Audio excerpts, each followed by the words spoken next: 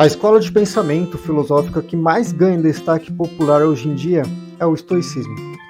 E como estamos inseridos em um tipo de sociedade líquida, onde nada é feito para durar, isso se torna ainda mais importante. É verdade. Quer dizer, às vezes não. Para o pensador polonês Zygmunt Bauman, o nome disso é modernidade líquida, onde projetos, produtos, relacionamentos, amizades e tecnologias, entre tantas outras coisas, não foram feitos para durar. E ao que parece, tudo com o nível máximo de superficialidade ainda por cima. Eu não acredito no que eu ouvi. Não acredito no que eu ouvi, não pode ser verdade isso que eu escutei agora. Inclusive, com um amplo campo do conhecimento. E uma vez que o conhecimento é totalmente superficial, o que resta então é a estupidez humana. Em outras palavras, a estupidez humana é praticamente inevitável, tanto por conta própria e principalmente por conta de outras pessoas. Mas a filosofia estoica, para o nosso bem, tem pelo menos 5 lições contra a estupidez humana.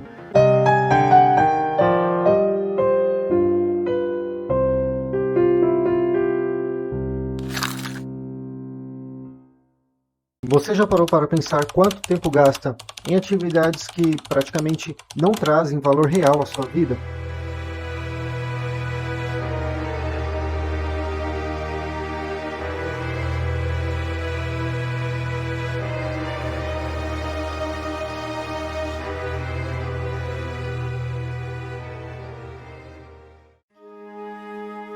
A sabedoria é uma das 4 virtudes cardeais do estoicismo, e por virtude cardeal, podemos entender como algo capaz de conduzir a vida de uma pessoa. É exatamente aqui que entra o pensamento de que a vida é curta e devemos usá-la com sabedoria. Sabedoria, por sua vez, é uma palavra derivada de sofia, que é um termo de origem grega fundamental para a linguagem filosófica. Corresponde a uma forma superior de conhecimento prático que influi na vida de quem a possui. No sentido mais estoico, sabedoria é ter o verdadeiro discernimento do que é certo e errado, do que é ou não apropriado para determinada situação. E isso pressupõe tanto um conhecimento teórico quanto uma atitude prática diante das questões colocadas pela vida. E no sentido mais prático ainda da vida, sabedoria é evitar fazer merda. Mas não somente isso. Além de evitar fazer coisas erradas, é conduzir a própria vida também, para que isso aconteça, se possível, com uma frequência cada vez menor e, se acontecer, conseguir então aprender alguma coisa para que não seja um desperdício total. Essa lição é particularmente importante quando consideramos a estupidez humana. Para entender melhor essa lição, vamos fazer uma comparação com o filme Sociedade dos Poetas Mortos, em que o personagem John Kent, feito por Robin Williams, ensina seus alunos a aproveitar o máximo da vida, incentivando-os a pensar por si mesmos e seguir alguns objetivos. O personagem de Robin Williams incentiva os jovens a não seguir expectativas da sociedade, mas sim a encontrar sua própria voz e tentar viver de acordo com seus próprios valores. Essa mensagem é praticamente uma manifestação prática da filosofia estoica e que também, de certa forma, incentiva a viver de acordo com os próprios princípios. Nas palavras de Sêneca, podemos entender melhor essa questão. Associa-se com aqueles que irão fazer uma pessoa melhor. Dê boas-vindas àqueles que podem fazer você melhorar. O processo é mútuo, pois os homens aprendem enquanto ensinam. Se a sabedoria só for concedida na condição e guardar para mim, sem a compartilhar, então vou rejeitá-la. Nenhum bem a cuja posse não partilhada dê satisfação. Ainda no livro Sobre a Brevidade da Vida, Sêneca explica melhor sobre alguns aspectos de nossa concepção sobre a vida ser curta.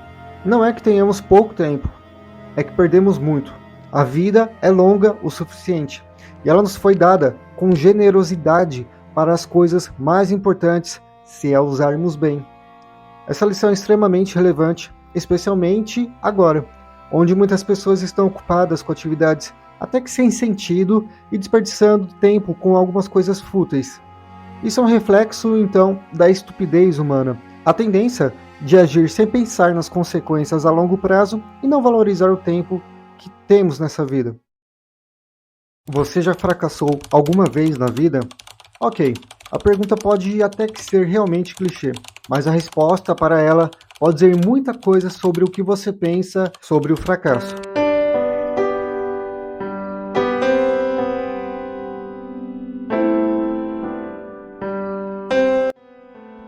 Ou seja, se você fracassou alguma vez e admita isso, é provável que aprendeu alguma coisa e evoluiu de alguma maneira. Nesse caso, ponto para o estoicismo. Agora, se alguma vez você fracassou, mas não admitiu, ou reconheceu ou ainda tenta escondê-lo, é provável que tenha sido de fato um fracasso desperdiçado. Fracassar não é o fim do mundo. Pode significar que não deu certo naquele dia, mas também pode significar que no outro dia pode funcionar. Pode significar também que coisas como o fracasso acontecem quando menos esperamos, e na mesma medida que podemos começar outra vez, de uma forma melhor, e quando mais esperamos. Ryan Holiday, autor de livros sobre estoicismo e apresentador do podcast The Daily Stoic, explica melhor. No entanto, é hora de reconhecer que algumas adversidades podem ser impossíveis de vencer. Não importa o quanto você tente. Em vez disso, você deve encontrar uma maneira de usar a adversidade, a sua energia, então, para ajudar a si mesmo. Embora o estoicismo ofereça ensinamentos cruciais para a vida contemporânea, uma das lições importantes para combater a estupidez humana é realmente descobrir o sentido real do fracasso. E uma das suas lições mais importantes é que o fracasso não deve ser temido ou evitado, mas sim visto como uma oportunidade de aprendizado e crescimento pessoal. Muitos priorizam apenas o sucesso, mas tão importante quanto buscar o sucesso, então, é saber como lidar com o fracasso, porque uma hora ou outra ele vai acontecer. É impossível fugir das derrotas para sempre, e você pode e deve encará-lo, se tornando cada vez mais forte e resiliente assim. Um exemplo inspirador dessa lição pode ser encontrado no épico filme Rocky Balboa, o primeiro de preferência. Na história, o lutador aposentado, Rocky, decide voltar aos ringues para enfrentar um jovem campeão invicto.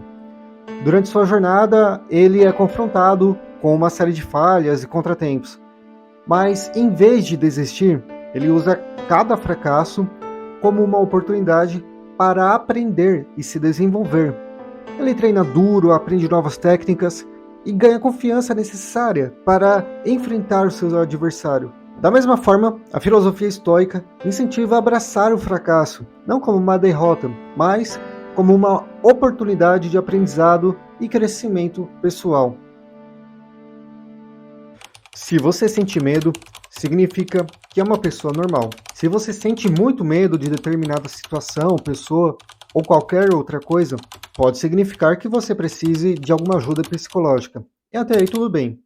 Agora, se você não tem ideia de como lidar, amenizar ou tratar com algum medo mais irrisório, pode significar que você precisa da visão do estoicismo sobre o medo.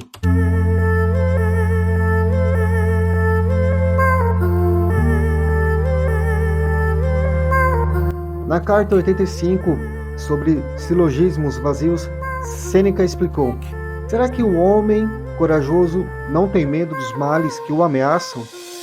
Esta seria a condição de um louco, um lunático, em vez de um homem corajoso.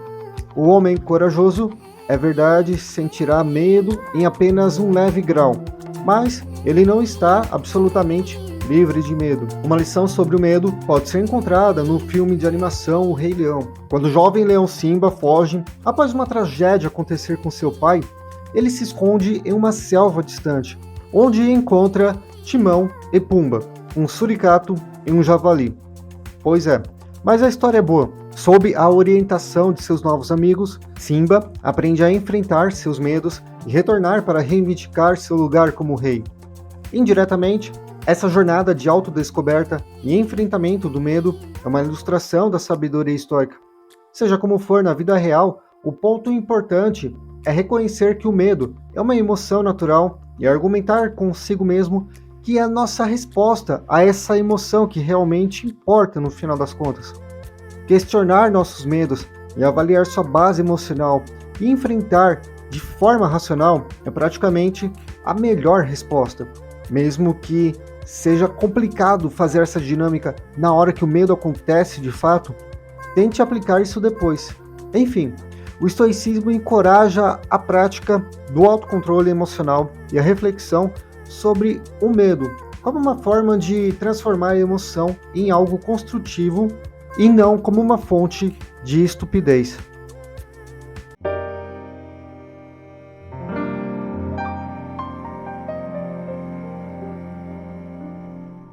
A resiliência é um conceito emprestado da física e, em termos gerais, significa a capacidade de se recobrar facilmente ou se adaptar à má sorte ou às mudanças. A palavra resiliência tem sido bastante utilizada para descrever o comportamento humano. Na psicologia, por exemplo, fala-se que uma pessoa é resiliente quando ela se mostra capaz de voltar ao seu estado habitual de saúde, física e mental, após passar por uma experiência muito complicada.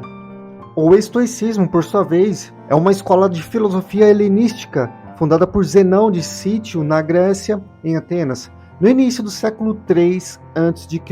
Então, de forma natural, é importante descobrir que o estoicismo é resiliente até quando analisamos a origem e como tudo começou. Os filósofos do estoicismo acreditavam que o indivíduo precisava encarar qualquer obstáculo que apareça no caminho sem permitir que esse o afete negativamente. Essa é a ideia primordial da resiliência: sobreviver mesmo quando estiver sob ataque.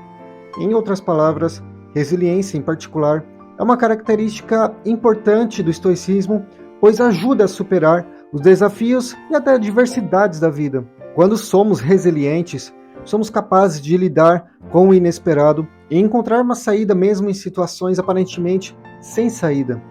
Um exemplo é o filme Invencível, que conta a história real de um homem que sobrevive a um acidente de avião e passa então 47 dias à deriva em um bote salva-vidas no meio do Oceano Pacífico. Quem nunca, né? No filme, depois disso, esse cara é capturado por japoneses e passa mais de 2 anos em campos de prisioneiros de guerra. Sua história é um exemplo de resiliência e força de vontade porque o personagem nunca desiste de sua luta pela sobrevivência. Era a única coisa que ele tinha em suas mãos, mesmo nas condições mais difíceis. Essa habilidade é particularmente importante em um mundo onde pessoas podem ser, então, desencorajadas pelo fracasso, dificuldades da vida ou outros fatores que fogem de nosso próprio controle. A resiliência é uma virtude que pode ser comparada a um escudo, protegendo contra golpes ocasionados pela estupidez humana.